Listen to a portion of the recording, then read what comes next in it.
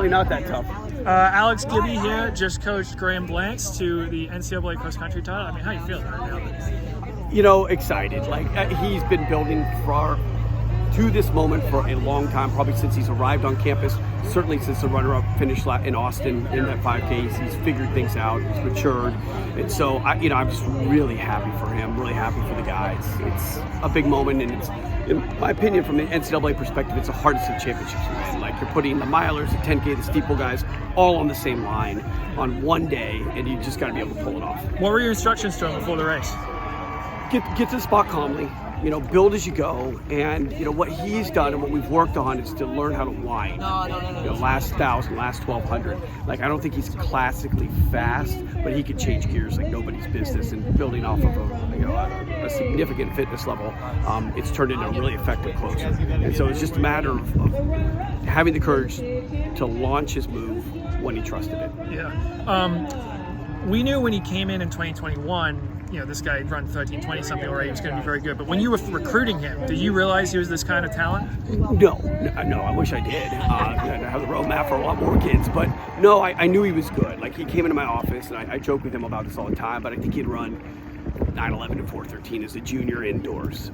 But he's from Athens, Georgia. Big indoor seasons, and he's in my office. He looks like he's 12 years old, and I'm like, I don't know much, but this kid is a lot better than he's run so far. Yeah. And then he started to prove it, one season by season. So, do you think that having the COVID year 2020, that was his senior year of high school, like helped him fly under the radar a little bit? 100%. So, Harvard in particular is really difficult the first semester, between balancing the academic piece, managing your social life, and being able to train effectively all the way through the season and into season on a good note. Plenty of Harvard freshmen run well in September and October, but they're usually fried by November and December. So for him to be able to get that developmental step from an athletic perspective, from a maturity perspective, he was in flag with his teammates, so he arrives as a freshman knowing these guys intimately, like they're his friends. And so I think there's a reason why he's been able to get to where he is as quickly as I think that gap year was part of it. What is this? I don't want to go crazy here, but 21-year-old Americans don't usually win this race. Like, what does this mean for his future for U.S. distance running to have an American this young win this?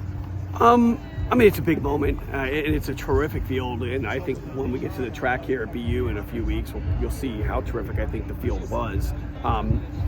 As far as the other stuff, we're really process oriented, so I just don't think ahead. It's like, okay, how do we take care of the next step and the next step and the next step? Like with Graham, we've looked to the future, but really try to operate in 6-month increments. And so, we'll take a little bit of downtime after BU and then work on the next 6 months. Hey, what do we need to add? What do we need to change? What can we tweak?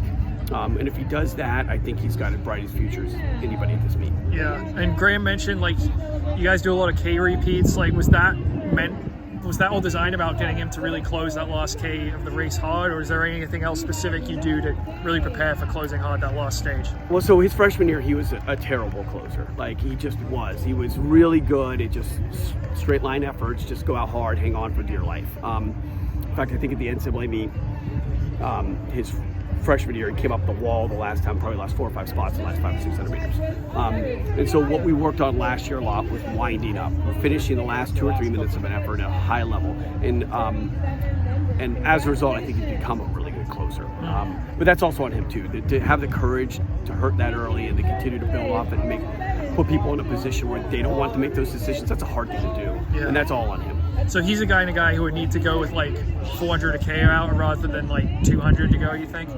I would probably, because he could do it, right? So why would you leave it? And I think that's a fundamental piece. I think it also depends on the level you're trying to compete at, right? At a pro level, he's probably, you're not going to separate that much, right? At a HEPS level, you can wait for the last 200. Gotcha. All right.